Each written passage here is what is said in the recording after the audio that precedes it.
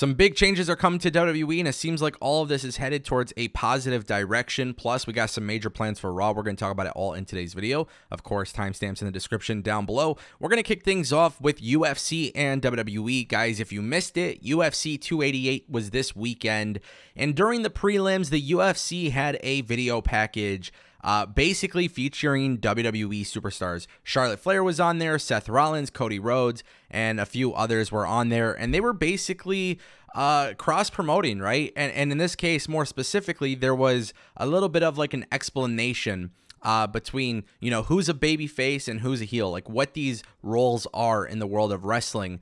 And this was actually just really cool to see, because in the UFC, we have so many people that are picking fights with each other. They're amping up their characters, but at the same time, too, it is a very real combat sport. And I think when you have WWE helping UFC kind of maximize it, this actually seems to be like a really cool partnership between the two companies. One of the big things is that UFC has done a pretty bad job sometimes promoting fights and promoting certain fighters, and WWE is all about creating stars and characters and gimmicks. Now, I don't think this is going to be a very extreme crossover, but in the sense that you're going to see some sort of wrestling influence in UFC makes sense. We've seen it before, but I just think WWE could kind of help them fine-tune it to a point where it makes sense. But then also what's really cool is that the UFC, being a gritty sports combat sport, right, they have the ability to also influence WWE.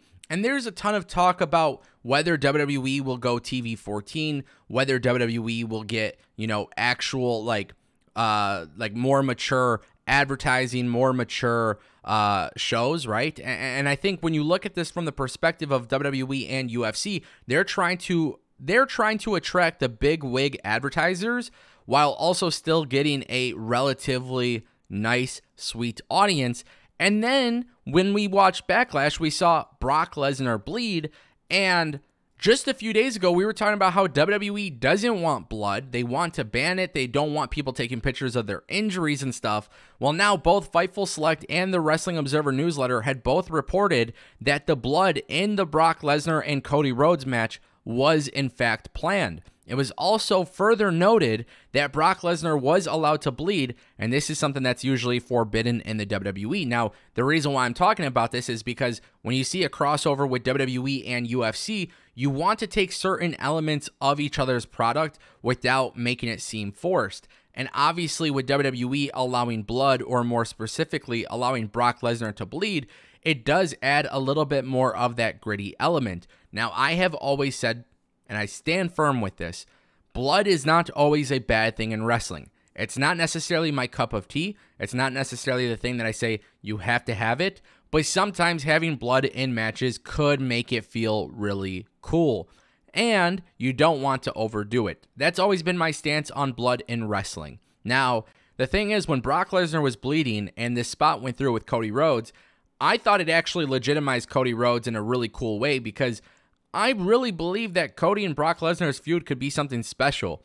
And with Cody beating Brock Lesnar the way he did, it obviously makes sense for Brock Lesnar to then come and screw Cody out of the World Heavyweight Championship tournament.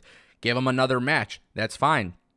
But I don't think that means as much if Cody didn't humiliate Brock by making him bleed. And I think that's what makes this really cool. I expect a really, really cool spot on Raw with Brock and Cody to set up their storyline, or to continue their storyline. But it looks like WWE might really be getting back into the more gritty and grungy product of wrestling. I think they're definitely going to try to blur the lines of, you know, essentially trying to make things look as real as possible. And I think that's fun. I think you don't have to go that route, but I think it's fun. And I think it definitely, you know, especially if you're targeting more like adult type of advertisers like the UFC does, which, by the way, Endeavor has been very, very successful with the UFC. So if they can bring that same formula to the WWE, I don't think we'll see a lot of this childish bullshit that sometimes you see on WWE programming, and that could actually be a huge win for the WWE. I want to turn our attention to Bad Bunny. Guys, it's no secret, I was absolutely floored by his work at Backlash. And you know what was really cool was Worked Wrestling put out a tweet, and then there were some more details that were put out from Slice Wrestling.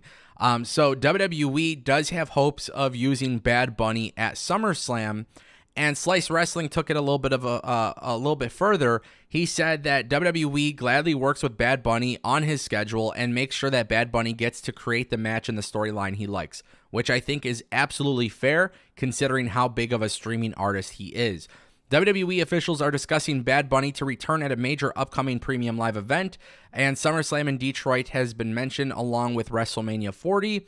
And guys, this is just a really good thing. I think Bad Bunny and Damian Priest is going to go down as an all-time favorite match for a lot of people. And it was just such a fun match. You got the Carlito and the Savio Vega pop. The crowd was ecstatic. But if you take all that out, I still think this was such a fun match to watch. The way he was doing Michinoku drivers and the way that he was doing the Bunny Destroyer and the way he took these spots and actually got beat the hell up.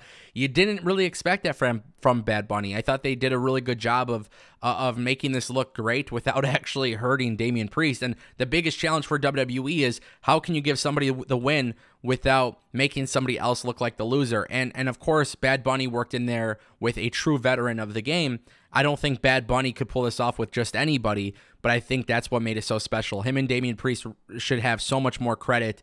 And, you know, I'll be obviously at SummerSlam in Detroit, and I would love to watch Bad Bunny live. I can't imagine what it would be like to just hear a crazy reaction, which I do believe Detroit would go absolutely crazy for Bad Bunny. So I'm just glad that this is working out because I don't think a lot of people actually expected this since his previous appearances.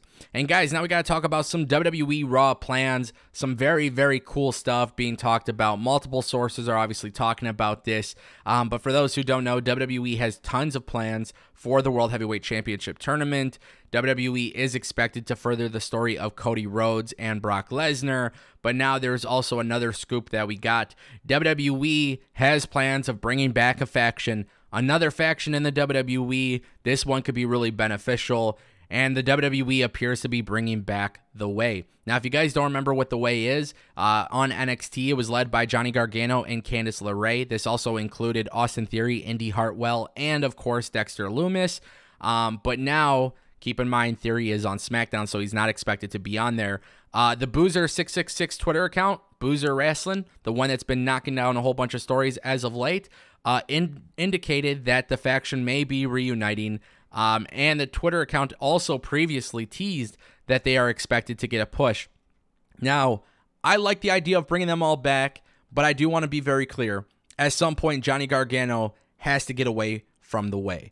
And I think the fun really begins once Tommaso Ciampa comes back. I think WWE is trying to do this in the meantime until Ciampa comes back. And if you're the WWE, you can definitely do this. But the cool thing is, Indy Hartwell and Candice LeRae can also tag team for the Women's Tag Team Championship belts, which, again, further helps the Women's Tag Division. So WWE has a lot of big plans for Raw tonight, but the faction seems to be coming back, plus the World Heavyweight Championship Tournament. And it looks like Becky Lynch is also expected to return. WWE has a ton of plans for this specifically, and it seems like WWE could potentially have a lot of great things in the works. And what's really interesting to me is there's also rumors of Drew McIntyre returning. There's no confirmation on that, but obviously WWE is trying to make WWE Raw tonight a very big episode of Raw, and part of that is Triple H crafting storylines for people to talk about. And NXT talent are expected to be on the show. Triple H doesn't want to waste any time. He's reportedly bringing in Zoe Stark versus Nikki Cross, and the plan is for WWE to start introducing these NXT talents very quickly and start actually freshening up the program. Huge win for WWE. I feel like we're going to see a different WWE this time around, and I'm pretty geeked about it. What do you guys think? Let me know down below.